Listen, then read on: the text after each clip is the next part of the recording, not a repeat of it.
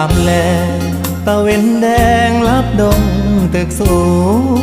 ใจลอยอยู่ในเมืองกรุงไปถึงทิวทุ่งท้องนาคือทอดแม่พ่อสำบายบ่น้อยามลูกจากมา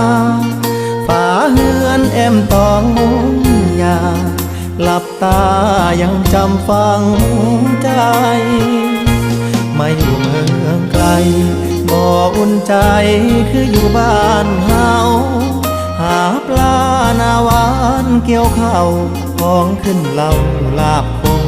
ต้มไก่หนาวหมอกจางจางไอดินกลิ่นฟางยังค้างในใจหอมเอ่ยหอมกลิ่นเข้ามาน้ำตาสิไหลย้ำคือทอดบ้าน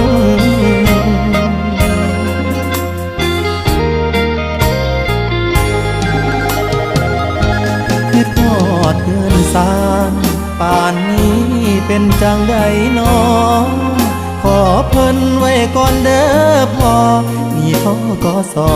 กองทุนหมู่บ้านยังหาบ่ได้ค่าแรงจากนายใช้วันต่อวัน